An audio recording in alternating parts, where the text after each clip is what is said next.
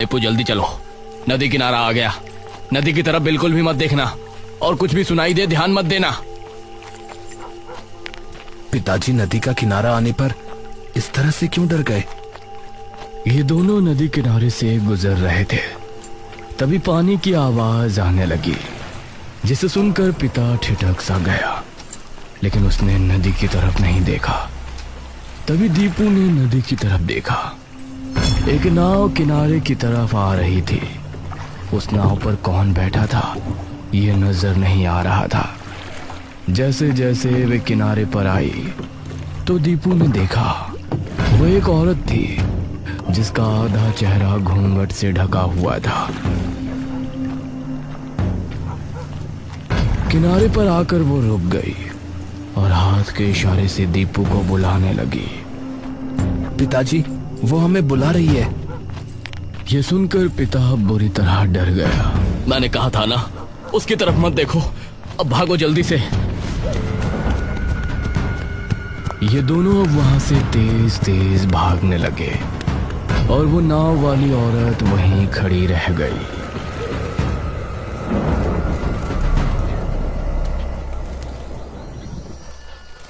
एक महीने बाद दोपहर का समय था। गांव के लोग अपने अपने कामों में लगे हुए थे। उसी समय एक जोड़ा टांगे में बैठा गांव में आया। आइए बाबूजी, मधुपुर आ गया। रमेश ने सहारा देकर अपनी बीवी निराजनी को उतारा और वो वहां खड़े मुखिया से मिला। जी, क्या आप ही मुखिया जी हैं? हाँ, मैं ही यहाँ का मुखिया हूँ। मुखिया जी, ये कौन है? ये मेरे बचपन के दोस्त भानु प्रताप का बेटा रमेश है। पेशे से लेखक है। बहू गर्भान्य है तो शहर के करीब रहना चाहते हैं। अब हमारा गांव तो शहर के बहुत करीब है ना, इसलिए ये आज से यहीं रहेगा। आपका बहुत बहुत शुक्रिया मुखिया जी।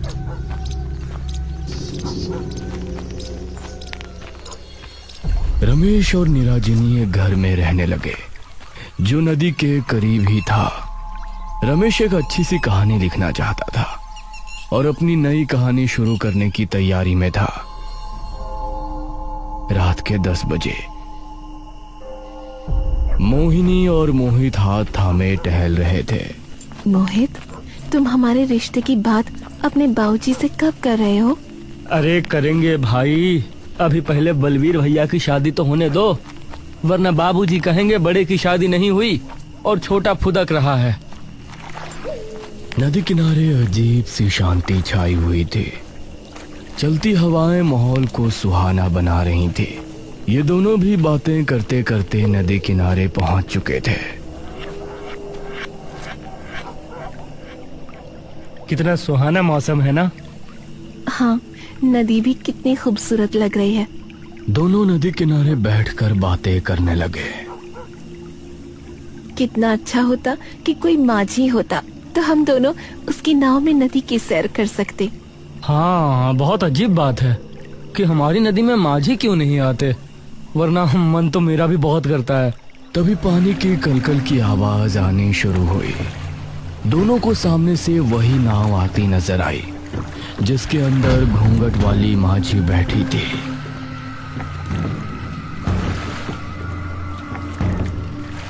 अरे वाह, ये तो बहुत अच्छा हुआ। वो देखो, माझी आ रही है। माझी किनारे पर आ गई और उसमें बैठी औरत शांत रही।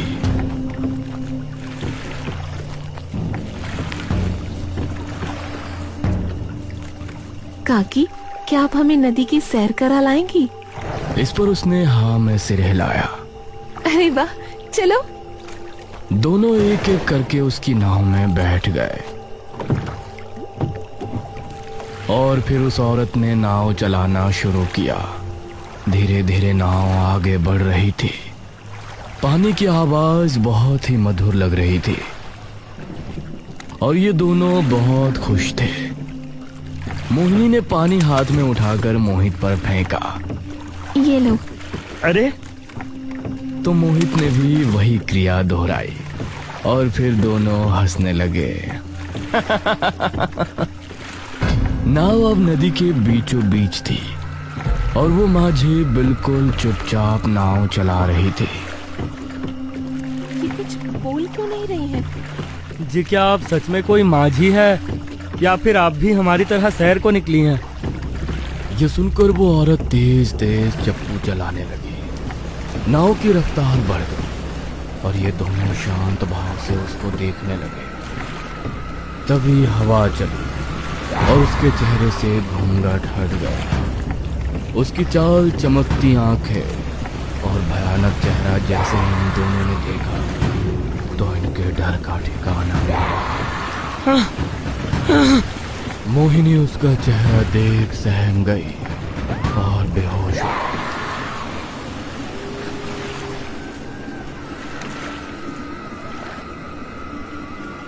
कुछ देर बाद मोहिनी की आंख खुली तो वो किनारे पर अकेली पड़ी थी। उसने इधर उधर देखा और खुद को अकेला पाकर घर की तरफ दौड़ पड़ी।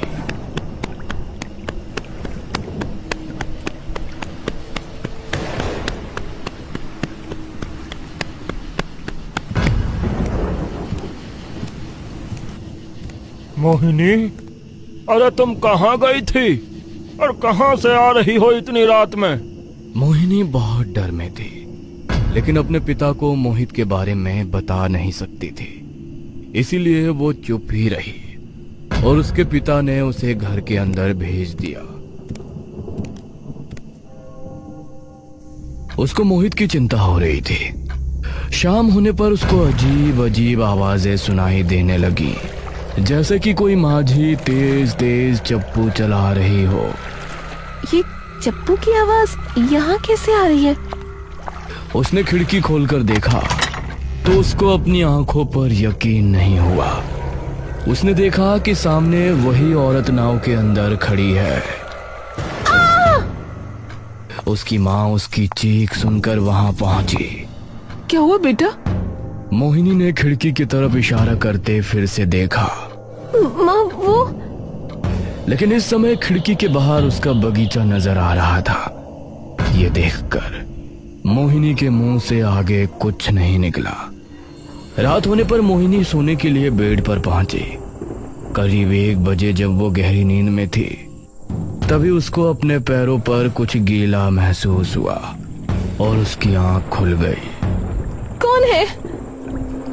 लेकिन आंख खोलते ही उसने पाया कि उसका बेड नदी के बीच तैर रहा है और वही घूंघट वाली औरत अपनी नाव में बैठी उसकी तरफ आ रही है। ये सब क्या है? मेरे साथ क्या हो रहा है? क्यों मेरा पीछा कर रही हो? तभी उसे किसी ने हिलाया तो वो अपने सेंस में आई। उसने पाया कि वो अपने कमरे में ही है और उसके माँ बाप उसके पास ही हैं। क्या हो बेटा, तुम इतनी अजीब बर्ताव क्यों कर रही हो? मोहिनी कस के अपनी माँ के गले लग गई और फिर उसने अपने माता पिता को सब कुछ बता दिया। ये क्या किया तुमने? अरे नदी पर गई और उस माझी की नाव में भी बैठी और ये सब आप बता रही हो? पिताजी, मैं वहाँ मोहित के साथ गई थी, इसलिए डर की वजह से आपको बताया नहीं। आप उसे पसंद कहाँ करते हैं? ये सुनकर मोहिनी के पिता ने उसकी माँ की तरफ देखा और मोहिनी को आश्वासन दिया। वो मोहिनी का खास ध्यान रखने लगे, लेकिन मोहिनी को हर जगह वो माझी दिखाई देती। मोहिनी ऐसे में मोहित को बहुत याद कर रही थी और इससे तंग आकर उसने फैसला किया कि वो उस औरत से जाकर मिलेगी और मोहित से उसके बारे में पता करेगी। रात 12 बजे वो नदी पर पहुंची तो सामने उसको नदी किनारे वही औरत खड़ी नजर आई। तुम क्यों मेरे पीछे पड़ी हो? और मेरा मोहित कहाँ है? क्या किया तुमने उसके साथ? आओ मेरे साथ आओ, मैं तुमको उससे मिला दूंगी। मोहिनी उसके कहने पर वापस माझी में बैठ गई और फिर उस औरत ने नाव चलाना शुरू किया। जैसे जैसे औरत आगे बढ़ रही थी मोहिनी के दिल की धड़कन भी बढ़ती जा रही थी। कुछ देर चलने के बाद नाव एक टापू पर आकर लगी। यही है तुम्हारा मोहित? क्या तुमने मोहित को इस टापू पर छोड़ा है? यह सुनकर उस औरत ने हाँ में सिर हिलाया। मोहिनी उसकी नाव से उतरी और आगे बढ़ गई। टापू बहुत सुनसान था और वीरान भी। मोहिनी एक डर के साथ आगे कदम बढ़ा रही थी। ये मुझे यहाँ क्यों छोड़ गई?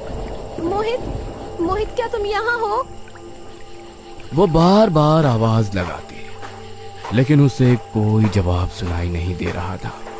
तभी अचानक उसका पैर किसी चीज से टकराया और वो जमीन पर गिर गई। उसने पाया कि मोहित जमीन पर मृत हालत में पड़ा है।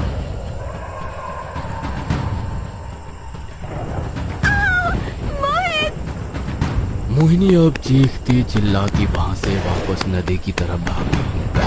तभी वही नाव वाली औरत अचानक से उसके सामने आ गई और भयानक अंदाज में बहुत जोरों से चिल्लाई। अगले दिन मोहिनी के गायब होने की खबर गांव में बुरी तरह फैल गई। मुखिया जी, कुछ गांव वाले और रमेश भी वहां मौजूद थे। इस माझी का शिकार अभी तक कितने लोग हो चुके हैं, पता नहीं हमें उससे कब छुटकारा मिलेगा। मुखिया जी, ये किस माझी की बात कर रहे हैं आप, मुझे बताइए। रमेश, उस नदी के किनारे एक औरत एक माझी है। रात के समय पर नजर आती है और कोई गलती से भी उसकी नाव में बैठ जाता है तो वो गायब हो जाता है या कुछ ही दिनों में उसकी मौत हो जाती है। लेकिन ऐसा क्यों? कौन है वो माझी और वो ऐसा क्यों कर रही है? कई सालों पहले नदी पर बहुत से माझी रहा करते थे। सभी माझी नाव में बैठाकर यात्रियों को दूसरे छोर पर छोड़कर आते थे। उन्हीं माझियों में एक था किशन। किशन की बीमारी के चलते मौत हो गई थी और उसकी मौत के बाद उसकी पत्नी मंजरी बेसहारा हो गई थी। इसीलिए एक दिन वो किशन की नाव लिए नदी पर पहुंची।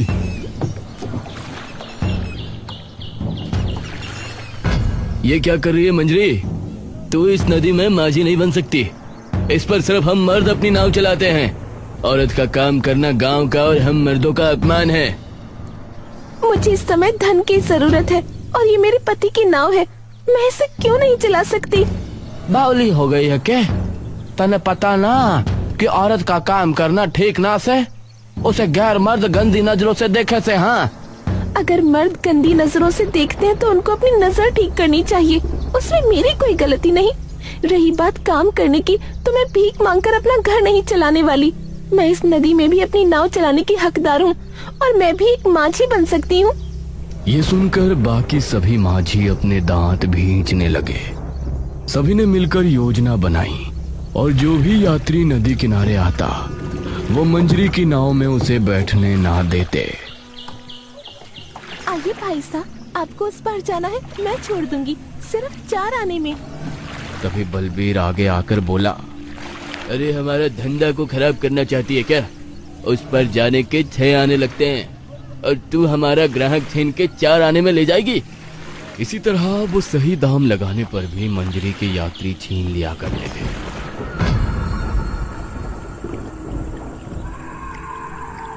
एक रात मंजरी अपनी नाव में सवार नदी किनारे बैठी थी और उसी समय एक माझी अपनी नाव के साथ वहां मौजूद था, जिसने अपना चेहरा गमछे से छिपाया हुआ था। एक आदमी अपने छोटे भाई के साथ नदी किनारे पहुंचा। उसका छोटा भाई का सर फटा था और उसको गंभीर चोट आई थी। भाई साहब, मेरे भाई को जल्दी ही वैद्य जी के पास ले जाना होगा, वरना इसकी मौत हो जाएगी। आइए भाई साहब, मेरी नाव में आइए।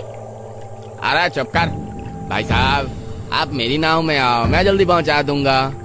शुक्रिया भाई, लेकिन मेरे पास पैसे नहीं है, मैं कल आपको दे दूंगा। अरे ये क्या कह रहे हो? पैसे नहीं है तो हम लेकर भी नहीं जाने वाले, पहले पैसे लेकर आओ। उस माझी ने गंभीर हालत में देखते हुए भी उसको ले जाने से इनकार कर दिया। भाई साहब, आप मेरी नाव में बैठ जाइए, मैं आपको छोड़ देती हूँ, आप पैसे मत देना। आपका बहुत बहुत शुक्रिया बहन। वो आदमी अपने भाई को मंजरी की नाव में बैठाने ही वाला था कि तभी बस बहुत हुआ इस मंजरी का, अब हम इसकी मनमानी नहीं चलने देंगे। यह हमारा धंधा चौपट करके ही मानेगी। अगर तुमको बिना पैसों के नहीं जाना तो मुझे इसे ले जाने दो। बेचारा कितने दर्द में है, आपको दिखता नहीं।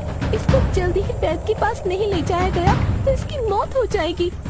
हाँ दिख रहा है, लेकिन हम तुझे फ्री में नहीं ले जाने देंगे। मैं इसे आज वैद्य तक पहुंचा कर रहूंगी। ये सुनकर उस माझी को गुस्सा आ गया।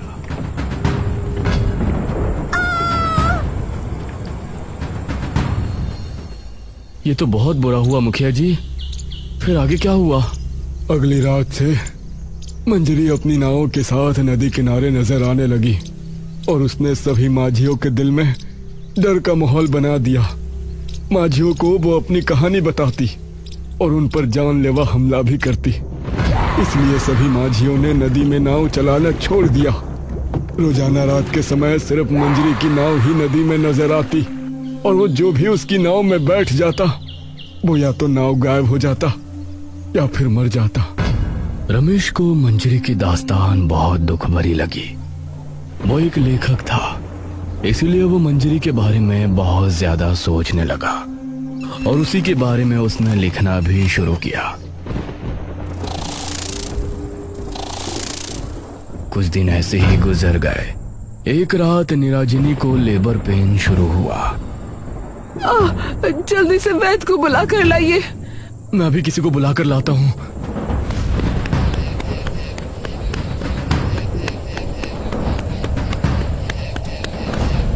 रमेश मुखिया के घर पहुंचा तो वहां हवेली के बाहर ही एक आदमी बैठा हुआ था। बिरजू काका, वो मुखिया जी कहाँ हैं? बेटा, मुखिया जी तो किसी काम से पास ही के गांव गए हैं, 2 दिनों में वापस आएंगे। मुझे मदद की बहुत जरूरत है। निराजनी को दर्द शुरू हो गया है। मुझे इस समय किसी वैद्य के पास जाना होगा जिसके पास दाई माँ भी हो। बेटा, गांव में कोई वैद्य या दाई माँ नहीं है। तुमको महीनपुर गांव में ही वैद्य जी और दाई माँ मिल सकती है, लेकिन वहां जाने के लिए अभी तुमको कोई टांगा नहीं मिलेगा और नदी के जरिए तुम वहां जा नहीं सकते। सुबह से टांगे चलना शुरू होंगे तो तभी कुछ हो सकता है। नहीं, सुबह तक भला मैं कैसे रुक सकता हूँ? मेरी बीवी कभी भी माँ बन सकती है। बेटा, रुकना तो पड़ेगा। बताओ कैसे जाओगे? मुझे नहीं लगता कि इस समय कोई टांगे वाला तुमको वहां मिलेगा।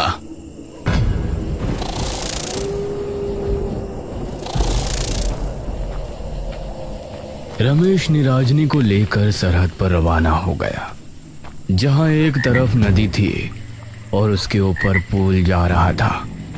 उसने देखा कि पुल काफी ऊंचाई पर है और वहां कोई भी टांगा नहीं है। क्या करूं? अब तुमको कैसे लेकर जाऊं मैं? तभी नाव के पतवार और चप्पू की आवाज सुनाई दी। उसने देखा कि नदी किनारे नाव लेकर मंजरी आ रही है। उसे देखकर एक पल को रमेश संट रह गया, लेकिन तभी निराजनी। रमेश को अब कुछ समझ नहीं आया और उसने निराजनी को उठाया। संभल कर निराजनी।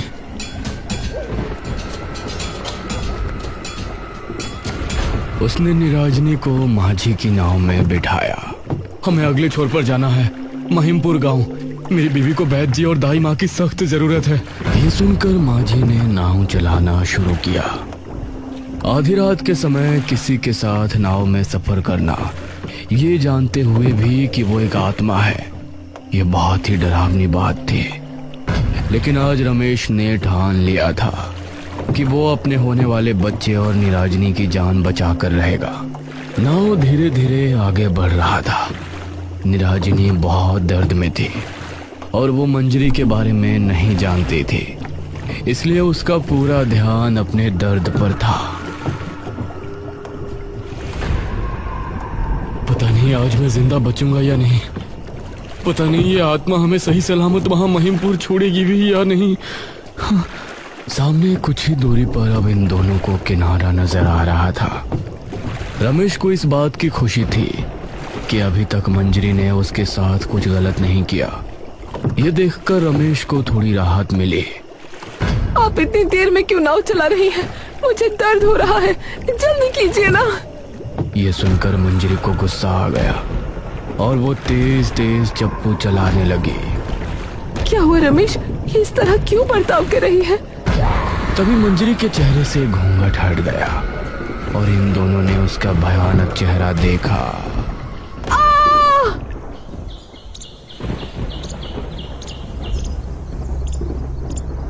अगले दिन गांव में मातम सा माहौल छा गया।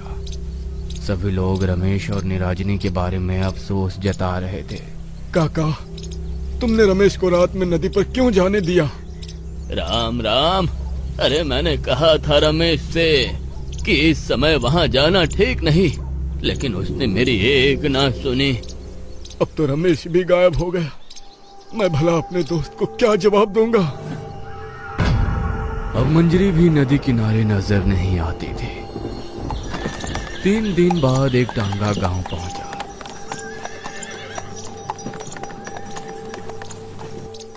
जिसके अंदर से रमेश और निराजनी को उतरता देख सभी हैरान रह गए। अरे रमेश, तुम जिंदा कैसे बच गए? रमेश और निराजनी को उसके बच्चे के साथ सही सलामत देखकर सभी खुश थे, लेकिन ताज्जुब भी थे कि मंजरी की आत्मा ने उनको कैसे छोड़ दिया। मुखिया जी, मैं एक लेखक हूं और मैं जानता हूं कि हर आत्मा तब तक ही भटकती है जब तक उसकी आखिरी ख्वाहिश पूरी नहीं हो जाती। मंजरी की आखिरी ख्वाहिश थी उस आदमी को वैद के पास छोड़कर आना, और जब मैं निराजनी को लेकर उसकी नाव पर पहुंचा तो उसको निराजनी में वही इंसान दिखाई दिया। उसने हमें उस पार पहुंचाया और इस तरफ उसकी आखिरी ख्वाहिश पूरी हो गई। अब मंजरी नदी पर कभी नजर नहीं आएगी। यह सुनकर सभी गांव के लोग खुश हुए और गांव का एक आदमी बलबीर भी बहुत खुश था।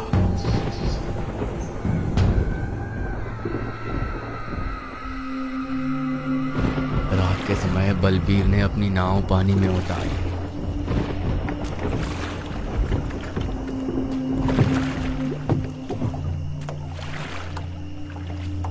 उस मंजरी को मारने के बाद इतने सालों बाद नदी में नाव उतारी है। आज तो पूरी रात नदी में घूमता रहूंगा। बलबीर तेज तेज चप्पू चलाने लगा और नाव आगे बढ़ने लगी। तभी सामने से उसको मंजरी की नाव आती नजर आई और उसके चेहरे से हंसी गायब हो गई, खौफ में बदल गई। तू वापस कैसे आ गई? मुझे मारने वाला तो तू ही था ना बलबीर। तुझे मारे बिना भला मेरी आत्मा को शांति कैसे मिल सकती थी? ये कहकर मंजरी उस पर टूट पड़ी और बलबीर अपनी नाव समेत पानी